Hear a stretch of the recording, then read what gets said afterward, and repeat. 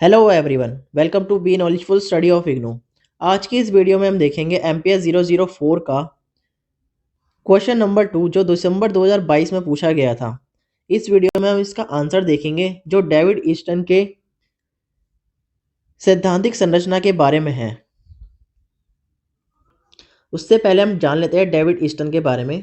David Easton एक Canadian American political scientist थे जो जाने जाते हैं अपनी पॉलिटिकल सिस्टम थ्योरी के लिए, और इन्होंने 3 बुक अपनी बनाई, प्रकाशित हुई। जो पहली बुक थी 1953 में हुई, दूसरी 1965 में और तीसरी भी 1965 में ही प्रकाशित हुई थी। तो इस वीडियो में हम देखेंगे कि डेविड ईस्टन ने पॉलिटिकल सिस्टम थ्योरी के बारे में क्या सिद्धांत दिए थे। तो स्टार्ट करते हैं हमारा आंसर। हम एक प्रमुख राजनीतिक वैज्ञानिक डेविड ईस्टन ने राजनीतिक प्रणालियों के विश्लेषण के लिए एक वैचारिक ढांचा विकसित किया था। तो जो इनकी थ्योरी थी वो किस लिए थी? राजनीतिक प्रणालियों के विश्लेषण के लिए बनाई गई थी।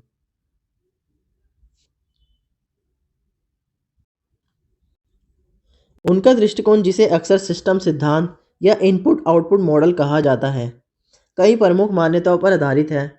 यह धारणाएं राजनीतिक प्रणालियों की कार्य प्रणालियों को समझने के लिए आधार प्रदान करती है।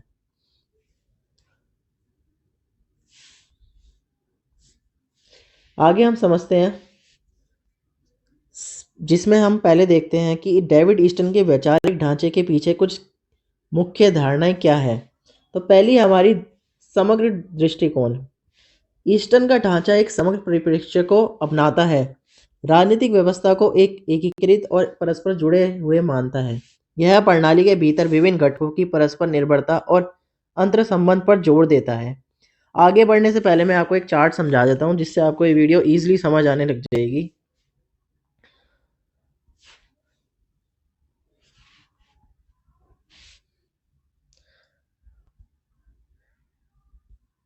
चारों तरफ हम पर्यावरण लिख रहा हूं मैं समझाने के लिए आपको।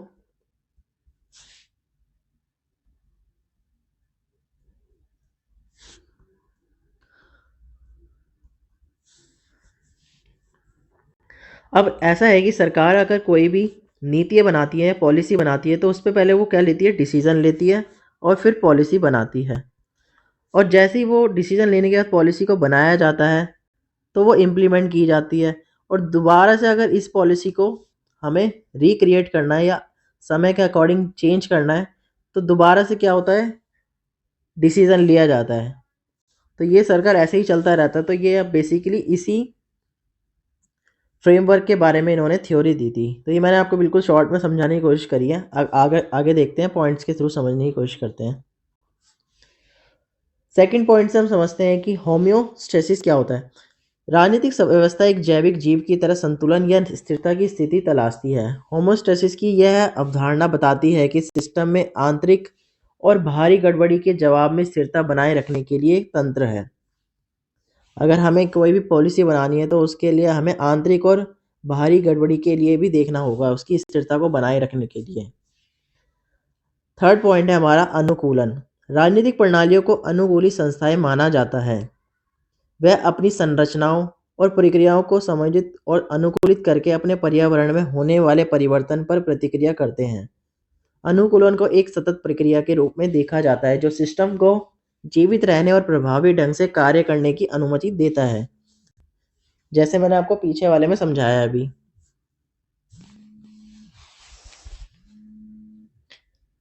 नेक्स्ट है हमारा इनपुट आउटपुट मॉडल। ईस्टन के ढांचे में इनपुट और आउटपुट का विचार शामिल है। इनपुट पर्यावरण की मांगे और समर्थन है, जिसमें पर्यावरण की मांगों से हम क्या समझते हैं, जो मैंने आपको पिछले चार्ट में बताया, जनता की राय, हित समूह और आर्थिक स्थितियां। और आउटपुट इन इनपुट के जवाब में राजनीतिक व्यवस्था द्वारा लिए गए निर्णय हैं। इनपुट हमारा डिसीजन था और आउटपुट जो निर्णय सरकार ने लिए। आगे है हमारा क्षमता। समतुल्यता की अवधारणा से पता चलता है कि विभिन्न राजनीतिक प्रणालियां अलग अलग रास्तों से समान परिणाम या संतुलन की स्थिति प्राप्त कर सकती है। यह राजनीतिक प्रणालियों की विविधता और उन विभिन्न तरीकों को स्वीकार करता है जिनसे वे स्थिरता प्राप्त कर सकते हैं। नेक्स्ट है हमारा कार्य क्षमता। रूपरेखा मानती है कि राजनीतिक प्रणालियों में ऐसे कार्य होते हैं जिन्हें जीवित रहने के लिए उन्हें पूरा करना होगा। इन कार्यों में सामाजिक व्यवस्था को बनाए रखने के लिए और संघर्षों का समाधान करना और सामूहिक निर्णय लेना शामिल होते हैं।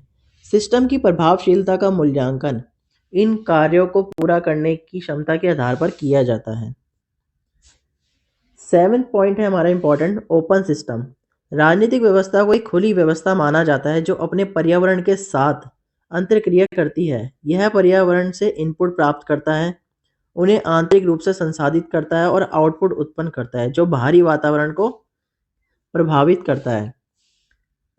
कर सकता है। यह खुलापन राजनीतिक व्यवस्थाओं की गतिशील प्रगति को दर्शाता है। 8 पॉइंट है हमारा गतिशील प्रकृति। राजनीतिक प्रणालियों को गतिशील संस्थाओं के रूप में देखा जाता है जो समय के साथ बदलती रहती है। वे स्थिर संरचनाएं नहीं हैं बल्कि आंतरिक और बाहरी कारकों की प्रतिक्रिया में विकसित होती है। लास्ट में हम इसका कंक्लूजन देखते हैं।